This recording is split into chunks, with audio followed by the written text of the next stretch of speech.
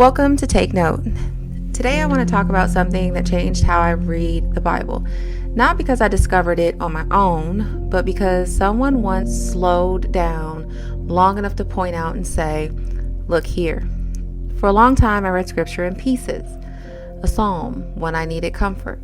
A gospel story I already knew. A verse shaped on its own, meant to stand strong by itself. That was normal to me. It's how scripture was often shared, and there's nothing wrong with encountering the Bible that way. But at some point, I was introduced to the idea that scripture isn't meant to be read as disconnected moments. It's telling one long, unfolding story. Once that was pointed out to me, I couldn't unsee it. Reading slowly began to feel less like collecting verses and more like quiet noticing. As I stayed with this text, I started recognizing familiar words, repeated ideas, and patterns that showed up again in places I didn't expect. Not because I was hunting for them, but because I was paying attention. One of the most grounding things I learned is that the Old and the New Testament aren't separated stories. They belong together. The New Testament doesn't replace the Old. It responds to it. It carries forward what has already been spoken. Understanding that changed how I approached the Old Testament, especially Genesis.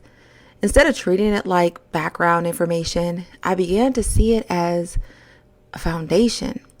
Genesis introduces who God is, how he speaks, how he relates to humanity, and how his promises began. And those patterns don't disappear later in scripture. God speaks again. God makes promises again. God remains faithful again and again. If you're taking notes as you listen, here's a simple way I was taught to practice reading this way. And it's still the way I approach scripture now. When a phrase, image, or idea feels similar, pause and ask, have I seen this before? You don't need to know where it appears. You don't need to chase it down immediately. Often, simply noticing that something echoes is enough to keep the text connected. Cross-references can help with this, not as a rule and not all the time, but as a gentle way to trace a theme instead of isolating a verse. Over time, reading scripture this way helped me trust it more deeply. It showed me that the Bible isn't contradicting itself or changing direction. It's revealing God's character gradually across generations, covenants, and circumstances.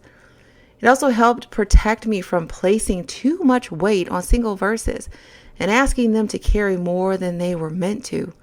When scripture is read as one story, individual passages feel steadier. They don't have to stand alone. They don't have to explain everything by themselves. They belong to something larger. If you're reading Genesis right now, you may start to notice how often what's introduced there reappears later. Sometimes quietly, sometimes clearly, in language, in promises, and in how God continues to relate to his people. That's part of why slow reading matters. It gives us space to notice connections instead of rushing toward conclusions. And even now, I'm still discovering new ones as I read. If you'd like a place to practice this kind of reading, the In the Beginning study inside Take Note community was created with that posture in mind. It's there to return to, not to complete, not to master, but to stay with. Thanks for spending some time with me today. I'm grateful to be learning alongside you, still noticing, still paying attention, still discovering.